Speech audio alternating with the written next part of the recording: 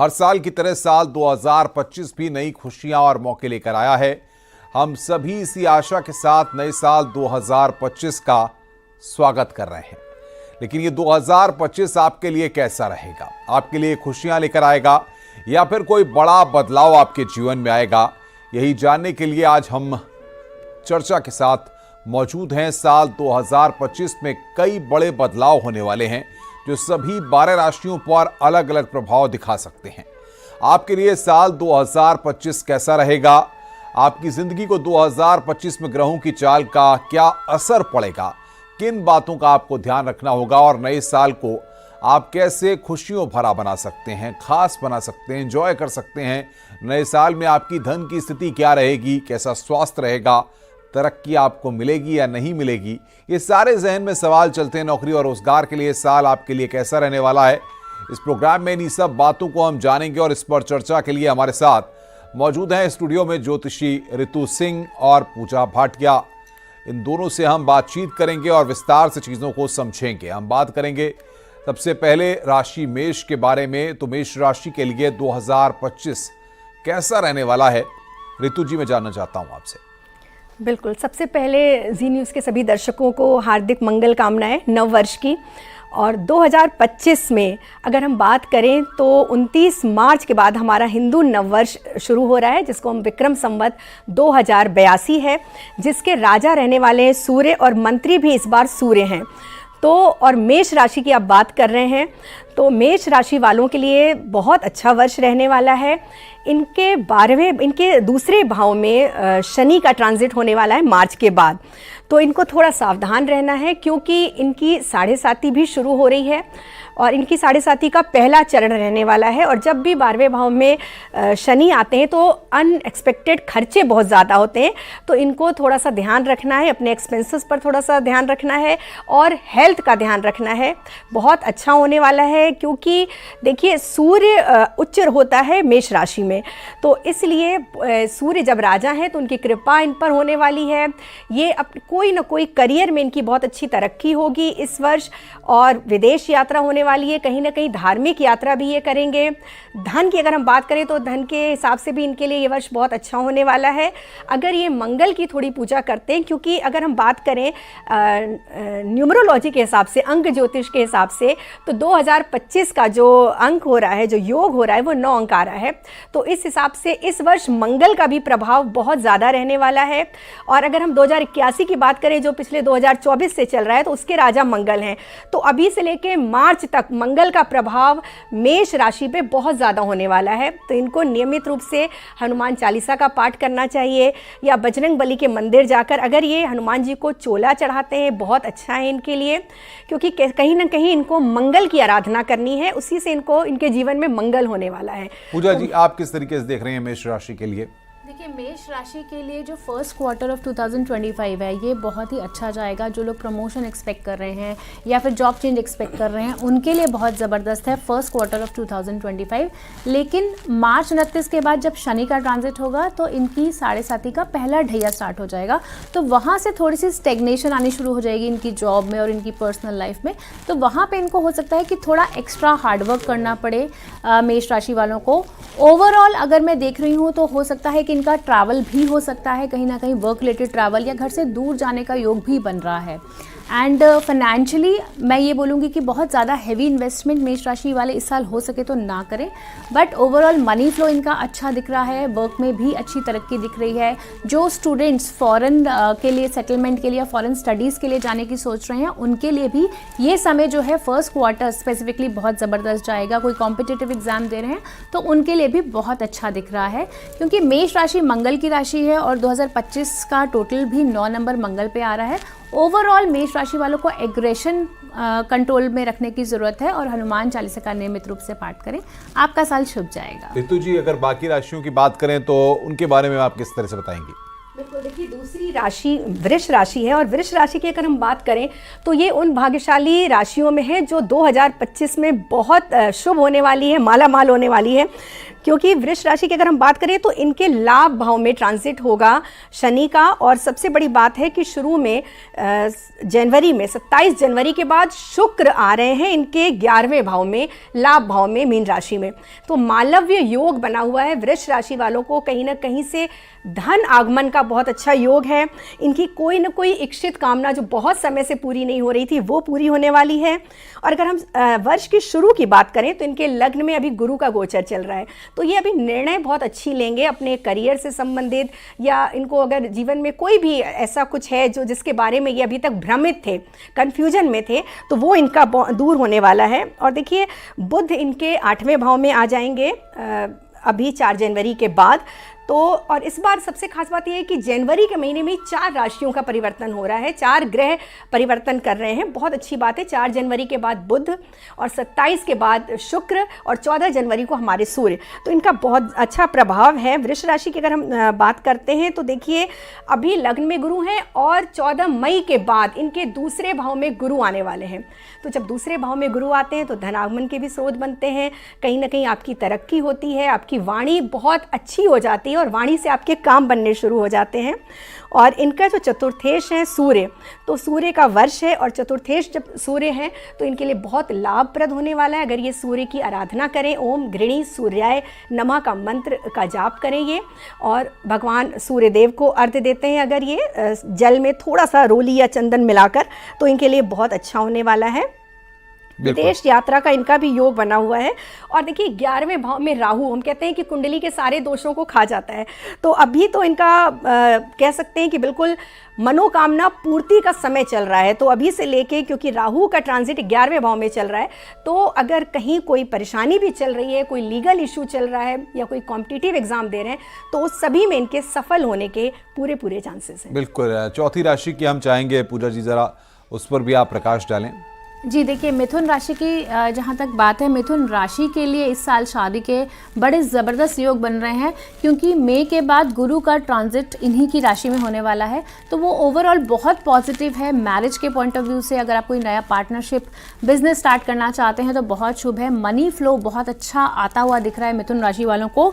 साथ ही अगर आप वर्क प्लेस में प्रमोशन एक्सपेक्ट कर रहे हैं तो वो भी आप सेकेंड हाफ ऑफ 2025 में एक्सपेक्ट कर सकते हैं, बहुत पॉजिटिव रहेगा। इवन आप जो है फॉरेन स्टूडेंट्स जो हैं, अगर वो फॉरेन के लिए कुछ अप्लाई कर रहे हैं वीज़ा के लिए, या फिर कोई पीआर के लिए अप्लाई कर रहा है, तो मई 2025 तक का पीरियड आपके लिए बहुत ही शुभ है। कोई नई इन्वेस्टमेंट यदि आप करते हैं मिथुन राशि वाले, तो उनके लिए भी इन्वेस्टमेंट मुझे बहुत ज़्यादा प्रॉफिटेबिलिटी दिखा रही है कि इस साल उनकी इन्वेस्टमेंट डबल होती हुई नजर आ रही है और कैश फ्लो बहुत ज़बरदस्त होगा। बिल्कुल। रुपेन जी भी हमारे साथ जुड़े हुए हैं। रुपेन जी, आपका स्वागत है। मिथुन राशि के बाद की राशियों को आप किस तरीके से देख रहे हैं, जिस तरीके से साल 2025 में हर राशि के बारे में हम बता रहे हैं? देखिए, कर्क राशि वालों के लिए तो बहुत बड़ी खुशखबरी 2025 कर्क राशि वालों के लिए खुशखबरी लेके आ रही है, क्योंकि कर्क राशि को शनि की ढैया चल रही थी पिछले 2.5 साल से। अष्टम शनि चल रहे थे, और अष्टम शनि की अगर हम बात करें तो कहीं ना कहीं मानसिक और शारीरिक परेशानी से गुजरते हैं जब शनि की ढैया होती है। तो भाई 29 मार्च 2025 को शनि की ढैया इनकी खत्म हो जाएंगी, और कहीं ना कहीं एक खुशहाली भरा मानसिक प्रसन्नता, स्वास्थ्य लाभ, साथ के साथ विदेश यात्राओं के योग भाग्य साथ देना चालू कर देगा। बस इतना बोलना चाहूंगा कर्क राशि वालों को कि थोड़े मर्यादा में रहें, क्योंकि धर्म के घर में सारे परिवर्तन हो रहे हैं, और मर्यादा के साथ अगर चलेंगे तो इनका साल दूसरी तिमाही के बाद बहुत ही अच्छा जाने वाला है। और बाकी राशियों के बारे में क्या बताएंगे रुपेन जी आप? देखिए, बाकी राशि के जैसे तो सारे लोगों ने बड़ी अच्छी बातें बोली है कि मेष राशि वालों के लिए मैं ये बोलूंगा, यस, विदेश से जुड़े काम बनेंगे, सबसे अच्छी बात है, लेकिन उनको किसी भी लिटिगेशन से इनको बचना चाहिए। स्वास्थ्य का ध्यान देना चाहिए, क्योंकि 12वां घर में जब चीजें बदलती हैं तो कहीं ना कहीं हमारा नुकसान जरूर होता है। तो नुकसान से बचे, विदेश से जुड़े कार्य में सक्सेस मिलेगा। वृषभ राशि वालों के लिए हाँ, जैसा बोला गया है कि आय के स्रोत खुलेंगे, बिल्कुल आय के स्रोत खुलेंगे, उनके लिए ये साल काफी अच्छा है, लेकिन पेट की बीमारियों से इनको बचना चाहिए। मिथुन राशि की अगर मैं बात करूं, मिथुन राशि वालों के लिए बहुत अच्छा साल है। मिथुन राशि वालों के लिए शादी के योग बनेंगे, मिथुन राशि वालों के नौकरी में या बिजनेस में विस्तार होगा, कर्क राशि वालों के लिए भी जो आखिरी क्वार्टर है, लास्ट तिमाही है, अक्टूबर नवंबर दिसंबर, वहां पे इनके लिए भी शादी के योग बनेंगे, या इनका सबसे अच्छा समय जो जाने वाला है कर्क राशि वालों का, वो लास्ट तिमाही जो है अक्टूबर नवंबर दिसंबर में। बिल्कुल रुपेन जी, आपने बताया। पूजा जी, जिस तरीके से हम लोग मिथुन राशि तक बात कर चुके थे, जरा आगे की राशियों के बारे में भी आप बताएं। देखिए, जहाँ तक सिंह राशि की बात है, सिंह राशि के स्वामी सूर्य है और सूर्य का ही साल है ये 2025 जो हम बोल रहे हैं, क्योंकि राजा और मंत्री सूर्य ही हैं। तो ओवरऑल काफ़ी पावर पैक्ड ईयर है सिंह राशि वालों के लिए। और यहाँ पे इन्हें एक चीज़ का ध्यान रखना है कि मार्च के बाद जिस तरह से शनि का गोचर होगा तो इनकी शनि की ढैया शुरू हो जाएगी, तो थोड़ा सा इन्हें अपने हेल्थ का ध्यान रखने की ज़रूरत है सिंह राशि वालों के लिए। ओवरऑल अगर मैं मनी फ्लो देख रही हूँ तो वो बहुत बेटर जाएगा, इनकी इंक्रीमेंट होती हुई नज़र आ रही है और इनकम भी इनकी बढ़ती हुई नज़र आ रही है। लेकिन अपनी पार्टनर की हेल्थ का और खुद की हेल्थ का इन्हें बहुत ज़्यादा ध्यान रखना है। अगर कोई प्रॉपर्टी से रिलेटेड कोई केस चल रहा है या कुछ है तो उसका सोल्यूशन इन्हें अगले 1 साल में मिलता हुआ नज़र आ रहा है। और कहीं ना कहीं कोई लिटिगेशन पेंडिंग थी तो वो लिटिगेशन पेंडिंग का भी इनको सोल्यूशन मिलेगा। लेकिन इन्हें अपनी हेल्थ का ध्यान रखना है, थोड़ी सी अड़चन कामों में आ सकती है। ओवरऑल अपने गुस्से को इनको कंट्रोल में रखना है सिंह राशि वालों को, और सूर्यदेव को नियमित रूप से अर्घ देना है, इनका साल शुभ जाएगा। रुपेन जी, आप किस तरीके से सिंह राशि के बारे में बताएंगे? सिंह राशि की अगर मैं बात करूं तो मेन कंसर्न वही है, आप कर्क राशि से निकल के शनि के ढैया जो है सिंह राशि पे आ रहे हैं, और सिंह राशि पे जब शनि की ढैया आ रहे हैं तो उसके फायदे और नुकसान दोनों हैं। फायदा ऐसा है कि जो लोग अनुसंधान के क्षेत्र में हैं, जो लोग रिसर्च के क्षेत्र में हैं, ऑकल्ट साइंस में, उनके लिए तो ये साल बहुत अच्छा है। कहीं ना कहीं जिन लोगों के बहुत लंबे समय से पैतृक संपत्ति में विवाद चल रहा था, वो सुलझने के भी चांसेस है। सिर्फ ये है कि मानसिक परेशानी से इनको बचना चाहिए। बिल्कुल। रितु जी, मैं चाहूंगा कि सिंह के आगे और भी राशियां हैं जिन पर हमने चर्चा कर रही है, उनके बारे में जरा आप बताएं। बिल्कुल, देखिए सिंह के बाद कन्या राशि आ रही है और कन्या राशि के सप्तम भाव में शनि का ट्रांजिट होने वाला है 29 मार्च के बाद। अभी छठे भाव में शनि है, तो ये 3 महीने इनके बहुत अच्छे जाने वाले हैं, क्योंकि शनि छठे भाव में बहुत अच्छे रिजल्ट देते हैं, कारक होते हैं। अगर ये कोई प्रतियोगिता दे रहे हैं, कोई कॉम्पिटिटिव एग्जाम दे रहे हैं तो रिजल्ट इनके फेवर में आने वाला है। अगर ये बीमार चल रहे हैं तो उसमें भी सुधार होने की बहुत अच्छी संभावना है। सूर्य अभी इनके चतुर्थ भाव में है, जिनकी सप्तम दृष्टि करियर दशम भाव पे पड़ रही है, तो नौकरी में कहीं ना कहीं जॉब में इनकी तरक्की होने वाली है। तो कुल मिलाकर कन्या राशि का जो वर्षफल है बहुत अच्छा है। अभी इनके भाग्य भाव नवम भाव में गुरु का ट्रांजिट है, तो जब गुरु नवम भाव में होते हैं तो व्यक्ति थोड़ा आध्यात्मिक हो जाता है। तो इस टाइम पे इनकी पूजा पाठ में रुचि बढ़ने वाली है, जो इनके लिए बहुत बेनिफिशियल भी है। अगर ये जितनी आराधना करते हैं, ईश्वर आराधना करते हैं, हो सकता है इनकी कहीं ना कहीं तीर्थ यात्रा के योग बने हुए हैं। इसके बाद अगर मई के बाद इनके दशम भाव में जब गुरु आ जाएंगे तो हो सकता है इनकी जॉब में परिवर्तन हो, जो कि बेटरमेंट के लिए होगा, अच्छे के लिए होगा। कोई धन जो बहुत समय से इनको नहीं मिल रहा है वो मिलने की संभावना है। गुस्से पे थोड़ा कंट्रोल रखें। और लाभ भाव में नीच का मंगल है, तो हो सकता है इनकी मित्रों के साथ थोड़ी सी अनबन हो सकती है। और मार्च के बाद अगर शादी विवाह की कोई दिक्कत चल रही है, नहीं हो रही है, तो उसके होने की प्रबल संभावना है, क्योंकि राहु भी सप्तम में है और शनि का ट्रांजिट भी सप्तम में होने वाला है। और सबसे अच्छी खास बात जो है इनकी कि इनका लग्नेश जो बुध है वो अभी 4 जनवरी के बाद इनके चतुर्थ भाव में आने वाले हैं। तो जब सुख भाव में लग्नेश आ जाते हैं तो बहुत से काम भाग्य से बनने शुरू हो जाते हैं। कन्या राशि के लिए बहुत अच्छा समय है। भगवान शिव पर अगर ये दूध का, कच्चे दूध से उनका अभिषेक करते हैं, थोड़ा सा केसर मिलाकर, तो इनके लिए ये भाग्य वृद्धि का कारक होगा। बिल्कुल बिल्कुल। पूजा जी, सिंह राशि के बाद क्या और कौन कौन सी राशियां हैं जिन पर आप प्रकाश डालेंगी? जी, कन्या राशि के बाद तुला राशि की मैं बात करना चाहूँगी। तुला राशि के लिए समय काफ़ी पॉजिटिव है, क्योंकि शनि का जो गोचर है पंचम भाव से जब छठे भाव में आएगा तो जो स्टूडेंट्स कॉम्पिटिटिव एग्जाम्स दे रहे हैं, जो स्टूडेंट्स फॉरेन जाना चाह रहे हैं, उनके लिए बहुत समय अच्छा है। खास करके जो गवर्नमेंट के एग्जाम्स दे रहे हैं उनके लिए काफ़ी स्ट्रॉन्ग पीरियड है। कोई आप कॉम्पिटिटिव इंटरव्यू देने जा रहे हैं वो आपके लिए बहुत सही रहेगा। और ये जो है ना, आपके शत्रुओं को भी कहीं ना कहीं ख़त्म करेगा जब शनि का गोचर होगा। और जिन लोगों का अब तक रिलेशनशिप में इश्यूज आ रहे थे, चाहे वो मैरिज है या फिर लव एंड रिलेशनशिप में इश्यूज आ रहे थे, उनके रिलेशनशिप इश्यूज जो हैं वो रिजॉल्व होने शुरू हो जाएंगे। अगर कोई आपका कोर्ट का मामला पेंडिंग था तो आपको उसका सोल्यूशन देखना इस साल आपको मिलता हुआ नजर आ रहा है। साथ ही आपकी शॉर्ट ट्रैवल्स होंगे इस टाइम पे। और तुला राशि वाले जितने भी लोग हैं जो भी फैशन इंडस्ट्री से या मीडिया इंडस्ट्री से जुड़े हैं या फिर ज्वेलरी डिजाइनिंग या किसी भी तरह की तुला संबंधित राशियां, शुक्र प्रधान राशियां हैं, उनसे जुड़े हैं, उनके लिए बहुत शुभ समय है, क्योंकि वो अपना कुछ पर्सनल नया काम या नया प्रोजेक्ट खोल सकते हैं और इसमें उन्हें बहुत ज़बरदस्त बेनिफिट होता हुआ नज़र आ रहा है। तुला राशियों का जो गोचर है गुरु का, जब मई के बाद नवम भाव में आएगा तो कहीं ना कहीं इनका भाग्य का भाव जो है वो खुल जाएगा। तो भाग्य का बहुत ज़बरदस्त सपोर्ट मिलता हुआ नज़र आ रहा है तुला राशि वालों को, और इनकी धार्मिक यात्राएं भी होंगी। तुला राशि वाले जितने भी हैं वो यदि माँ लक्ष्मी की आराधना करेंगे तो उनके लिए बहुत शुभ रहेगा, और शुक्र का मंत्र नियमित रूप से करें। आपका 2025 बहुत सफल रहेगा। बहुत महत्वपूर्ण जानकारियां आपने दी। रुपेन जी, आप तुला राशि के बारे में क्या जानकारियां देंगे? देखिए, तुला राशि के बारे में अगर मैं बोलूँ तो यस, तुला राशि वालों के लिए 2025 काफी अच्छा जाने वाला है। जैसे सबसे अच्छी बात है कि जो लोग काफी लंबे समय से नौकरी में बदलाव की उम्मीद कर रहे हैं तो नौकरी में बदलाव मिल, पैतृक संपत्ति से लाभ मिल सकता है। बस ये है कि इनको वाहन चलाने में थोड़ी सावधानी करना चाहिए, वाद विवाद से बचना चाहिए, क्योंकि सभी की सभी चीजें जो है तुला राशि की अगर बात करें तो वो छठे घर में है।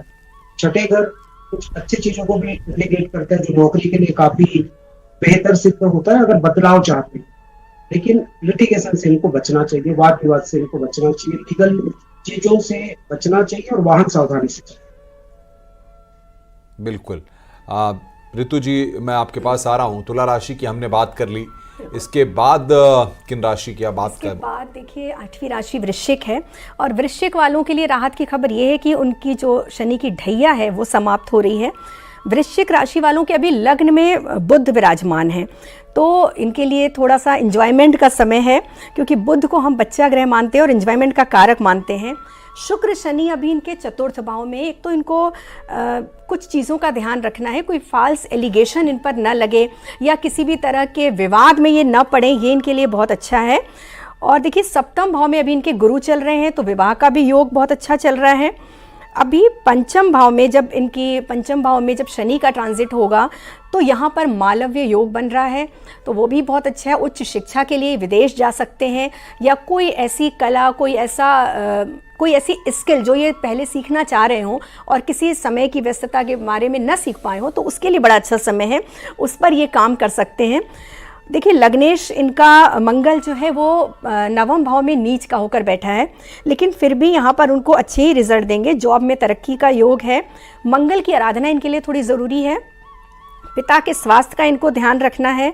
और जब ट्रांजिट इनका गुरु का ट्रांजिट अष्टम भाव में होगा मई के बाद, 14 मई के बाद, उस समय पे इनको अपनी हेल्थ का ध्यान रखना है, लिवर का ध्यान रखना है, स्टमक से रिलेटेड थोड़ा सा इनको खास ध्यान रखना होगा। और सूर्य का ट्रांजिट इनके दूसरे भाव में होने जा रहा है अभी 4 जनवरी के बाद, तो इनको कहीं ना कहीं से धन प्राप्ति होगी। और नेत्र का थोड़ा सा, अपने आई साइड का विशेष रूप से ध्यान रखें 4 जनवरी से लेके ये 30-35 दिन तक। तो हो सकता है इनकी आंखों में कोई तकलीफ हो, उसका ध्यान रखें। और इनको देखिए सूर्य आराधना करनी है, साथ ही साथ ये एक देवी माँ का मंत्र अगर करते हैं, क्योंकि वृश्चिक राशि है तो ऐसे लोगों को अगर देवी माँ की आराधना करें तो बहुत अच्छा है। सप्तशती का कोई भी मंत्र ये ले सकते हैं। देवी प्रपन्नार्ति हरे प्रसीद, प्रसीद मातर जगतखिलस्य, प्रसीद विश्वेश्वरी पाहि विश्वम त्वमीश्वरी देवी चराचरस्य। इस मंत्र का जाप करें, इनके लिए बहुत शुभ फल मिलने वाला है। बहुत ही शानदार तरीके से आपने बताया ऋतु जी। रुपेन जी, वृश्चिक राशि के बारे में आप कुछ बताएंगे? वृश्चिक राशि के बारे में तो वही है, सबसे अच्छी बात है कि शनि की ढैया इनकी भी खत्म हो गई है, खत्म हो जाएगी, मतलब 29 मार्च को खत्म होगी। तो अगर वृश्चिक राशि की अगर हम बात करते हैं तो पहला 3 महीना जो है, अगर अभी भी ये किसी संपत्ति पे निवेश करना चाहते हैं, नया व्हीकल खरीदना चाहते हैं, तो उसके लिए पहला 3 महीना बहुत अच्छा है, क्योंकि शनि पहले 3 महीने में इनके चतुर्थ भाव से गोचर कर रहे हैं। वृश्चिक राशि में 29 मार्च के बाद शनि का जो परिवर्तन हो रहा है, और सारा परिवर्तन जो इस साल जो भी होने वाले हैं वो कहीं ना कहीं मीन राशि से होकर गुजरने वाला है, और मीन राशि इनका पंचम है। तो जो संतान प्राप्ति के लिए बहुत दिन से प्रयास कर रहे हैं उनके लिए ये साल बहुत अच्छा हो सकता है। बिल्कुल बिल्कुल। बाकी राशियों के बारे में भी जान लेते हैं। धनु मकर के बारे में जरा आप बताएं पूजा जी। जी देखिए, धनु राशि की जहाँ तक बात है तो फर्स्ट क्वार्टर ऑफ 2025 तो धनु राशि के लिए अच्छा जाएगा, लेकिन जैसे ही शनि का गोचर मार्च में चेंज होगा, मीन राशि में आएंगे शनिदेव, तो इनकी जो है ढैया शुरू हो जाएगी। तो कहीं ना कहीं अपनी हेल्थ का इन्हें बहुत ज़्यादा ध्यान रखने की ज़रूरत है धनु राशि वालों को। इनको हो सकता है करियर में, प्रोफेशन में भी थोड़े से काम इनके अटके, थोड़ा सा जिसे कहते हैं ना स्टेग्नेशन आने के चांसेस हैं। लेकिन धनु राशि वालों के इस साल मई के बाद जब गुरु का गोचर होगा इनके सप्तम भाव में, तो बहुत ज़बरदस्त योग है, इनकी मैरिज के योग खुलते हुए नज़र आ रहे हैं। और ओवरऑल पार्टनरशिप में भी अगर ये कुछ नया स्टार्ट करना चाहते हैं तो इनके लिए बहुत शुभ रहने वाला है। कुछ नया पार्टनरशिप बिजनेस भी स्टार्ट कर सकते हैं ये लोग। और जो लोग किसी भी तरह की जैसे फॉरेन सेटलमेंट के लिए सोच रहे हैं, वो टाइम भी इनके लिए बहुत अच्छा है और मनी फ्लो भी अच्छा दिख रहा है। ऋतु जी, आप मकर राशि के बारे में जरा बता दीजिए, वक्त की हमारे पास बिल्कुल। देखिए, मकर राशि वालों के लिए तो बहुत बड़ी खुशखबरी है, क्योंकि उनकी 7.5 समाप्त हो रही है 29 मार्च को। बहुत सारे रुके कार्य इनके पूरे होंगे। इनके संबंधों में जो खटास आ गई थी, जो संबंध विच्छेद हुए थे, उनके दोबारा बनने की बहुत संभावना है। ये या तो ये माफ़ी मांग लेंगे या दूसरी तरफ से इनके लिए सॉरी आ जाएगा, तो ये संबंध इनके ठीक होने वाले हैं। सप्तम भाव में मंगल है, और देखिए भले ही 7.5 समाप्त हो रही है, लेकिन इनके तीसरे भाव में गोचर होने वाला है शनि का। तो जो मेहनत बहुत करनी है इनको अपने कार्य के लिए। मीन और कुंभ भी हमारे पास है, उनके बारे में रूपेन जी से जान लेते हैं। रूपेन जी बताइए जरा मीन और कुंभ के बारे में। देखिए, कुंभ की हम बात करते हैं तो कुंभ राशि वालों की 7.5 तो चलती रहेगी, लेकिन कुंभ राशि वालों के जो विद्यार्थी वर्ग है, जो स्टूडेंट है, उनके लिए समय बहुत अच्छे हैं। संतान प्राप्ति के लिए समय बहुत सुख है, लेकिन उनको द्वितीय भाव में सारा गोचर हो रहा है। तो इनको पारिवारिक विवाद से बचना चाहिए, फिजूल खर्ची से बचना चाहिए। गणेश जी की पूजा करें तो कहीं ना कहीं एक उपाय जो परेशानी आती है उससे मिल सकता है। और अगर लास्ट राशि जो मीन राशि की बात करें तो 2025 में जो सबसे प्रभावित राशि है वो मीन राशि ही है, क्योंकि सारा परिवर्तन 29 मार्च से लेकर 18 मई के बीच में जो परिवर्तन हो रहा है, जो आपस में शनि और राहु के बीच में जो एक्सचेंज हो रहे हैं, तो मीन राशि सबसे ज्यादा प्रभावित है। तो मीन राशि वालों के तो व्यक्तित्व में ही बदलाव होने वाले हैं। अगर उनकी फर्स्ट क्वार्टर अच्छी है, लेकिन दूसरी क्वार्टर, तीसरी क्वार्टर में उनको ख्याल रखने की जरूरत है। लास्ट क्वार्टर इनका फिर से बहुत ही अच्छा होने वाला है। बिल्कुल। रूपेन जी, मैं आऊंगा आपके पास। पूजा जी, क्या लगता है ओवरऑल अगर 2025 को देखें तो खुशियों से भरा, संतुलित यहाँ पर 2025 सभी के लिए नजर आ रहा है? जी बिल्कुल। देखिए, मिक्स एंड मैच रहेगा। अगर हम जिन राशियों की ढैया चल रही है या शनि की 7.5 चल रही है, उनको काफ़ी हार्डवर्क करने की ज़रूरत है इस साल ओवरऑल, क्योंकि मंगल का भी साल है, तो एनर्जी उनको अपनी बहुत सही डायरेक्शन में चैनलाइज करने की ज़रूरत है। ओवरऑल सबके लिए सही रहेगा, बस अपना एग्रेशन सबको कंट्रोल करने की ज़रूरत है, क्योंकि मंगल का साल है, लोगों को गुस्सा बहुत आने वाला है इस साल। ओवरऑल जो इंडस्ट्रीज़ हैं, अगर हम देखें, रियल एस्टेट इंडस्ट्री बूम करेगी, साथ ही arms and ammunition, defence, AI technology sector, ये काफ़ी बूम करता हुआ नज़र आ रहा है।